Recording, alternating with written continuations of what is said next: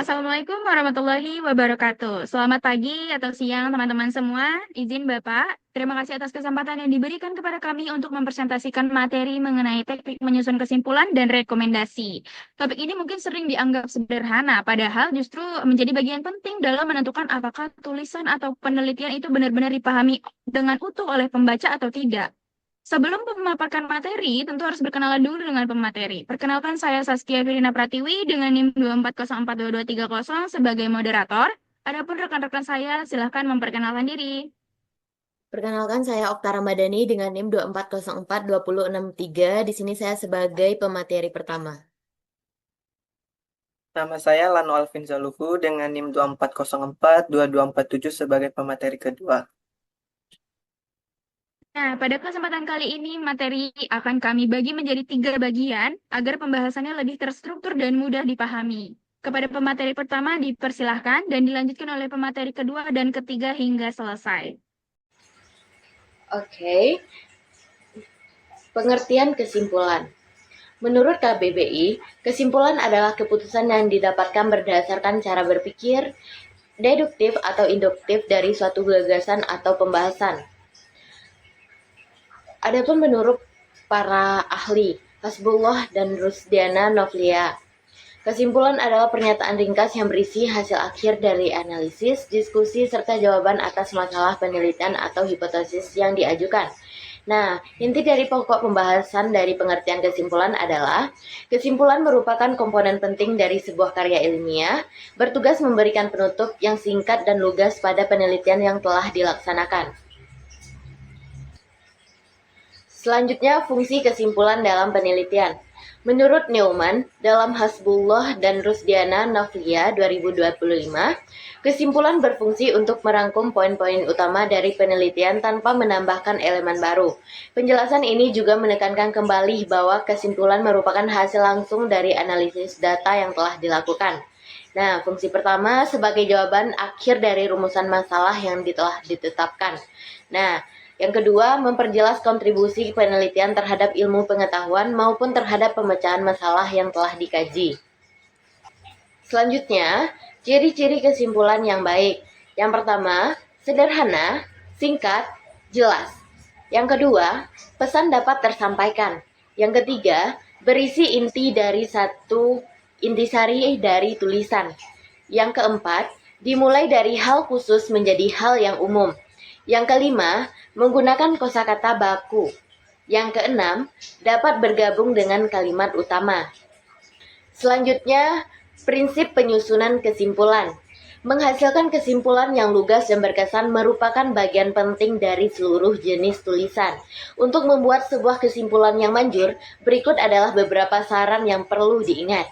Yang pertama, ulangi gagasan inti. Yang kedua, tekankan argumen fundamental. Yang ketiga, sajikan jalan keluar. Dan yang terakhir, hubungkan dengan penelitian. Selanjutnya, kesimpulan dalam penelitian kuantitatif. Yang pertama, memberikan pemahaman yang komprehensif tentang hasil yang telah dicapai. Yang kedua, implikasi penelitian kuantitatif juga perlu diperhatikan dalam kesimpulan. Yang ketiga, kesimpulan dalam penelitian kuantitatif didasarkan pada hasil analisis statistik seperti uji hipotesis. Yang keempat, bersifat generalisasi. Dan yang terakhir, kesimpulan penelitian kuantitatif memberikan gambaran yang kuat dan bermakna tentang kontribusi penelitian mereka. Selanjutnya, kesimpulan dalam penelitian kualitatif. Kesimpulan dalam penelitian kualitatif diperoleh melalui proses interpretasi data yang lebih mendalam. Kesimpulan ini biasanya berbentuk deskripsi yang menjelaskan fenomena yang diteliti secara rinci. Pengertian rekomendasi. Menurut KBBI mendefinisikan rekomendasi dalam 2 makna, yaitu pertama hal meminta perhatian bahwa orang yang disebut dapat dipercaya atau baik, atau biasanya itu dinyatakan dengan surat. Kedua, saran yang mengajurkan, membenarkan atau juga menguatkan. Dalam sudut pandang manajemen bisnis, rekomendasi adalah cara komunikasi dengan memberikan detail tentang produk atau layanan yang dijelaskan oleh seseorang secara pribadi. Ini dikatakan oleh Isnanda Zainur Rahman dan Atasius Ivan Karisma Indarayadi 2020. Sementara dalam penelitian rekomendasi adalah bagian yang menyajikan usulan tindakan atau langkah selanjutnya oleh peneliti setelah menyelesaikan studinya. Rekomendasi umumnya ditunjukkan kepada audiens spesifik seperti pembuatan kebijakan, organisasi atau peneliti berikutnya. Berbeda dengan kesimpulan yang hanya menjelaskan, tetapi rekomendasi lebih bersifat praktis dan juga karena memusatkan perhatian pada jalan keluar dari persoalan yang teridentifikasi, karenanya saran wajib bersifat nyata, berkesesuaian, dan sanggup dijalankan pada keadaan aktual. Next, fungsi rekomendasi dalam penelitian. Dalam website Research Life dikatakan bahwa recommendation suggest future actions or subsequent steps supported by your research findings.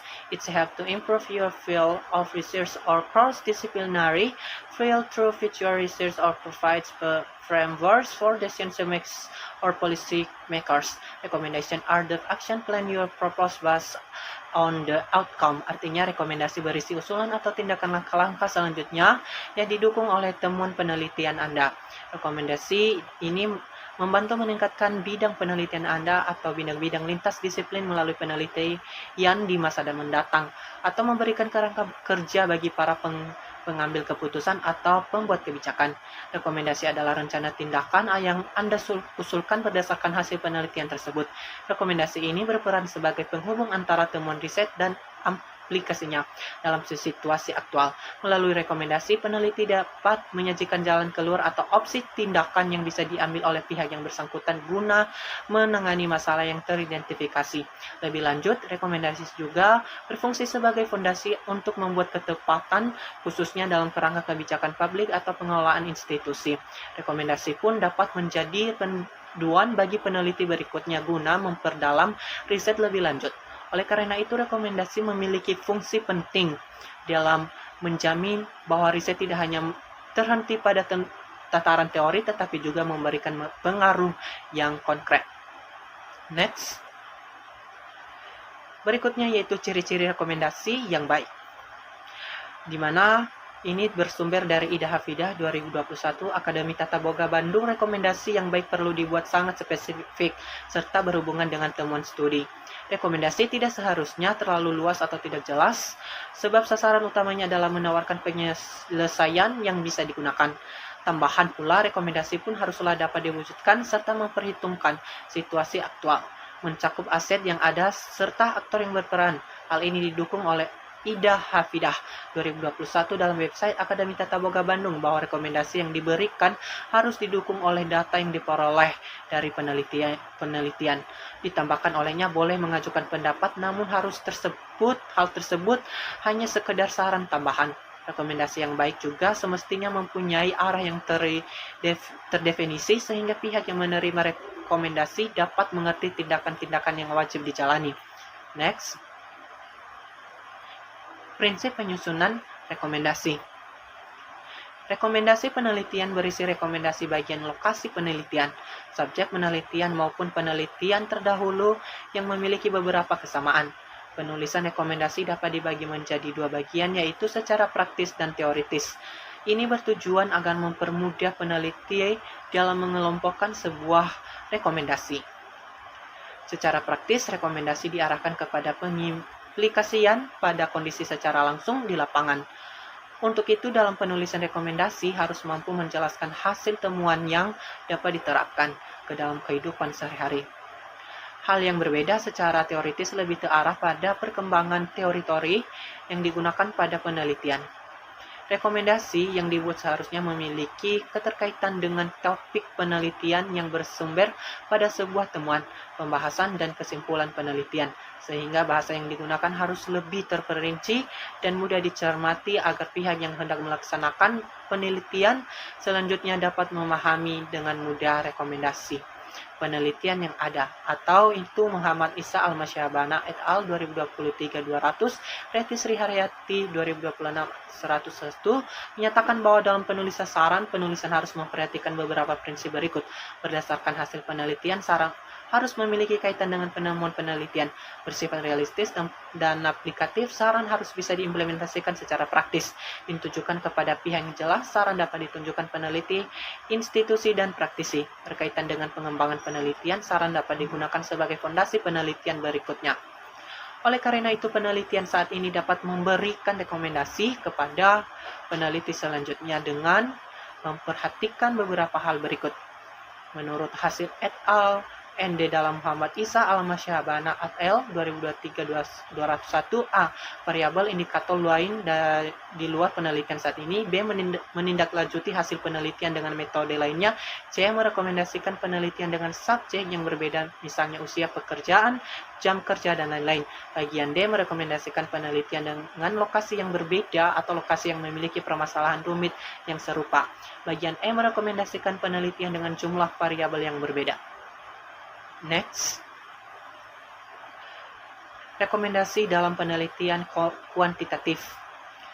Rekomendasi dalam penelitian kuantitatif biasanya disusun berdasarkan hasil yang signifikan secara statistik. Rekomendasi ini cenderung lebih terukur dan sering diarahkan pada tindakan atau kebijakan tertentu. Karena didukung oleh data yang kuat, rekomendasi dalam penelitian kuantitatif sering digunakan sebagai dasar dalam pengambilan keputusan. Pada giliran ini, saya akan menjelaskan mengenai rekomendasi dalam penelitian kualitatif dan seterusnya. Rekomendasi dalam penelitian kualitatif bersifat lebih fleksibel dan kontekstual. Rekomendasi disusun berdasarkan temuan lapangan dan biasanya berfokus pada perbaikan atau pengembangan suatu kondisi. Karena sifatnya yang kontekstual, rekomendasi ini sering disesuaikan dengan situasi dan kondisi tertentu. Nah, kemudian ada jenis penelitian, ada dua. Yang pertama adalah kuantitatif dan kualitatif. Nah, menarik kesimpulan ini kan berarti mengambil data dari reduksi data dan penyajian data yang sebelumnya. Makna data harus diuji validitasnya agar kesimpulan yang diambil menjadi lebih kokoh. Nah, proses analisisnya dimulai dengan pengumpulan data, lalu data direduksi, maksudnya diseleksi, disederhanakan, ditimbang, agar hal-hal yang tidak relevan tidak dimasukkan. Kemudian dilakukan penyajian data yang bertujuan untuk memperoleh kesimpulan. Nah, dalam penelitian kuantitatif dan kualitatif itu memiliki perbedaan mendasar dalam pendekatan dan analisis data. Metode kualitatif itu merupakan kaidah yang penyelidikan yang berlandaskan persepsi di atas suatu fenomena menggunakan pendekatan yang menghasilkan data analisis deskriptif melalui ungkapan lisan daripada subjek penelitian. Nah, penyelidikan kualitatif itu memerlukan sokongan ilmu pengetahuan yang mendalam daripada penyelidik karena mereka berinteraksi secara langsung dengan subjek penelitian. Nah, perbedaan ini juga mempengaruhi cara kesimpulan dan penyusunan rekomendasi dalam masing-masing jenis penelitian. Kemudian sebagai contoh, dalam penelitian kuantitatif, kesimpulan itu dapat berupa pernyataan bahwa terdapat pengaruh signifikan antara dua variabel. Sementara itu, dalam penelitian kualitatif, kesimpulan itu bisa dapat berupa deskripsi tentang perubahan perilaku atau fenomena sosial tertentu. Nah, dari kesimpulan tersebut, kemudian disusun rekomendasi, misalnya berupa kebijakan atau tindakan yang dapat dilakukan untuk mengatasi masalah yang ditemukan. Nah, adapun kesalahan umum dan tipsnya dalam penyusunan kesimpulan dan rekomendasi itu masih sering ditemukan kesalahan, seperti kesimpulan yang tidak sesuai dengan hasil penelitian atau rekomendasi yang terlalu umum dan tidak aplikatif. Nah, oleh karena itu, penting bagi peneliti untuk menulis kesimpulan secara ringkas, jelas, dan sesuai dengan hasil penelitian. Selain itu, rekomendasi juga harus disusun secara spesifik dan realistis agar dapat memberikan manfaat nyata. Nah, materi terakhir hubungan antara kesimpulan dan rekomendasi. Pertama, kesimpulan menjadi dasar utama dalam penyusunan rekomendasi. Sehingga rekomendasi itu harus merujuk pada hasil penelitian yang disimpulkan.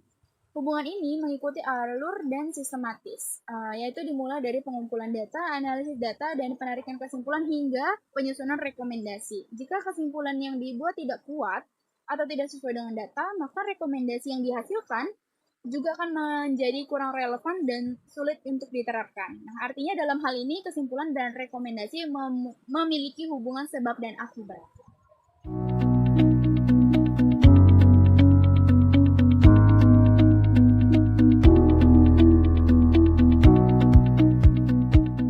Baik teman-teman, kita sudah sampai di bagian akhir dari presentasi kami mengenai teknik menyusun kesimpulan.